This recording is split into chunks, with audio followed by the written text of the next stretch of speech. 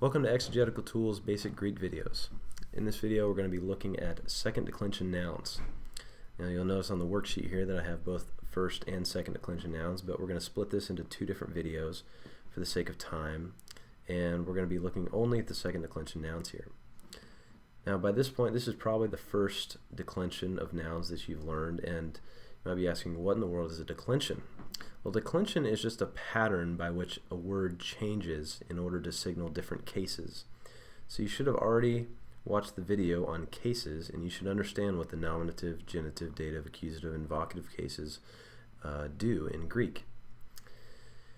And the declension of a noun is the pattern by which it changes its form to be in the different cases. So, for instance, the word logos, as we'll learn, in the nominative it's logos, in the genitive it's lagou, in the dative it's lago, in the accusative it's logon. And second declension nouns that are regular follow that same pattern. They have those same endings, even though the stem of the word may be different to signal a different meaning. So, first of all, now that you know what a declension is, what are second declension nouns? Well, looking at the second bullet point here, if a stem ends in omicron, then it's going to be a second declension. This is sometimes called the omicron declension, but now it's typically called the second declension. So an example here, as I said, would be halogos, and its stem is logo. And you would then add the endings to that. So you have lambda, omicron, gamma, omicron, and then you'll add endings onto that. So that's why it's the stem. It's consistent. And the omicron there on the end would be called typically the connecting vowel, as we'll see, and we'll talk more about that down there. In the neuter you have ta ergon, and the stem for ergon is simply erga without any endings. These second declension nouns are usually masculine and neuter. There are some exceptions which we'll talk about later, but typically second declension nouns are masculine and neuter. The endings for these nouns and their final forms need to be memorized. Translation of the Greek New Testament or of any Koine Greek is going to be impossible without knowing the forms of the declensions of nouns. So you need to know the first, the second, and third declension nouns. You need to memorize the paradigms, which I'm going to show you, which includes the true case endings as well as the case endings attached to nouns. You need to memorize them well, so you need to repeat them out loud, read through them multiple times out loud, then write them down on a piece of paper multiple times, review them very often. You need to know these. Everything's going to build off the case endings. The second declension, first declension, third declension, they're all very important. You need to understand this is like a basic building block. If you think of mathematics, then you could think of this perhaps as addition. You need to know addition before you can go on to multiplication, division, and then even further in mathematics. So this is a very basic thing that you're just going to have to memorize. I'm going to show you what the case endings are. I'm going to show you how they attach to the stems and why some odd things happen, and I'll explain that to you, but for the most part you just have to memorize this paradigm. These case endings should be memorized on their own. So I've listed them here as the true case endings. Now some grammars will list, for example, instead of sigma, they'll list omicron sigma as the ending, because as you can see here, in the final form you have logos, and you could memorize os as the ending, and then lagou, you could say u as the ending, and here log you could have o as the ending. But that's actually not a very good way to do it, because, for example, when you get to the third declension, many of these endings are going to be the same. For example, the dative singular will be the same, it'll be iota, but it won't, the iota won't subscript like this, and there won't be a vowel change like this in the third declension. So in the third declension you're actually going to see the iota ending, and if you memorize the ending in the second declension as o with an iota subscript, then when you see simply an iota in the third declension, you're not going to be able to recognize it as dative singular, or you'll have to memorize two different patterns, which is just double the work. So I would recommend, I think it's more efficient and more helpful to memorize these actual endings that I have listed over here, and I'll explain to you what happens when you add them to the stem. Okay, so let's get into the paradigm, and then at the end we'll talk about one exception to the second declension, which is that there can be some feminine nouns, but it's not a very tough exception to discuss. So let's look at these endings. The nominative singular masculine. So say you have a masculine noun like logos and it's in the nominative case, which is probably signaling the subject, and it's singular. The ending is going to be sigma. And as you can see over here, it simply attaches to the stem. Remember, the stem in this case is logo, and then you're going to add the sigma and you get logos. Pretty straightforward. The genitive singular ending is upsilon, and so you add it to logo and you get logu. Now, the dative singular is one that's going to be strange a little bit because, as you can see, the final form is logo. So how do we get there? We get there because first we have the stem and we add the iota. However, one of the rules for nouns, this is just a rule for noun, it's just how it is. In the dative case, the iota ending likes to subscript if possible. Now in the third declension, it won't subscript because the stem ends in a consonant. And iotas can only subscript under vowels. And so in this case, it can subscript, so it's going to subscript under the omicron like that. But then the omicron doesn't really want to stand at the end because it's more of a short vowel, and it wants to change to a long vowel. So what it does is the omicron changes to an omega. And that's how you get to logo. Now, if you need to see that in writing, perhaps you can pause the video here if you want, and I've actually given you the explanation right here. So if you need to, the iota in the dative singular subscripts, and the stem vowel, that's the omicron, the stem vowel in the second declension lengthens from omicron to omega. Now that's probably the weirdest ending you're going to see. The rest of them are pretty straightforward.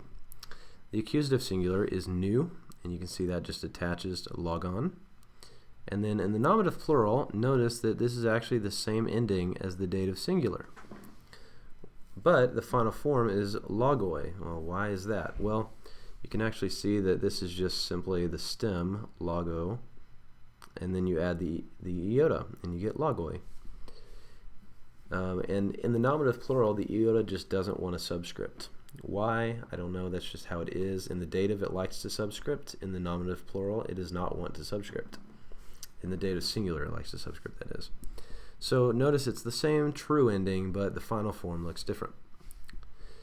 Now, the genitive plural, notice for everything, all the genitive plurals, it's the omega nu ending. It's a very, very strong ending. What I mean by that is omega is a very strong vowel. It tends to mute other vowels when it comes into contact with them. So here's the final form is logon. Now what happened to the omicron? There should be an omicron right in here somewhere, right? Well, here's what happens. You take the stem, which is loga, and then you add your omega nu ending to it. And what you get is logaon. But that's really cumbersome to pronounce. It's not likely that that would last long in a language because very quickly they'd be saying logaon, logaon, logaon, and it would very quickly shorten to logon. And that's exactly what happens actually. The omicron just basically mutes that omicron, the omega mutes the omicron. So basically that omicron disappears and you end up with logon. Now that's actually called a contraction, and there are rules for this. So when we get to contract verbs, we'll look at this more in depth, but if we look down here, here's actually a chart of contractions. So in our case, we have an omicron first, and then that omicron meets with an omega. So in other words, we have this, and the result of the contraction is an omega. So when you have omicron and omega, that simply contracts to an omega. And that's the actual rule that's showing up here.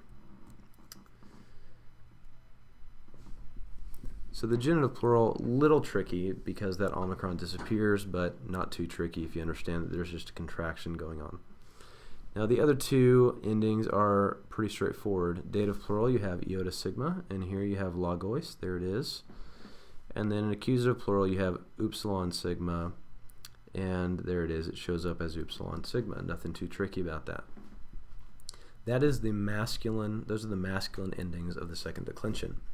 Now there are also neuter nouns of the second declension. So remember, there's masculine and neuter in the second declension. And these endings in the neuter are going to be very, very similar to the masculine. So there's not too much new to learn here. You just get a clean board.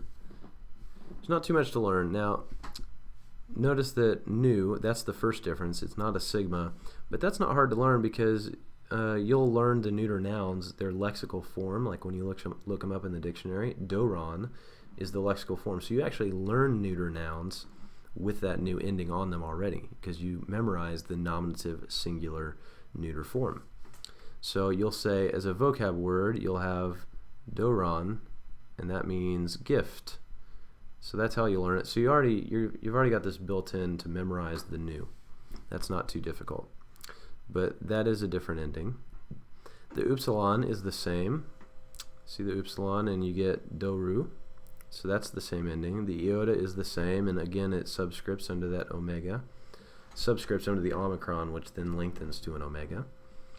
And then the new and the accusative is the same, so you get doron. So far only one new ending, which you already memorize when you memorize vocab. Now, the two forms that are different, here are your two forms, the nominative plural and the accusative plural. Rather than having the iota in the nominative plural and the upsilon sigma, what you actually get is an alpha for both in the neuter. So dora and dora.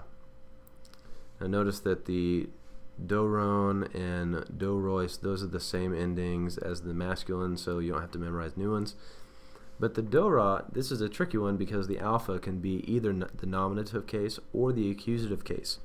So when you encounter something like dora in a sentence, it could be something like like gifts are good, in which case dora would be in the nominative case, or it could be he gave gifts, which would be in the accusative case.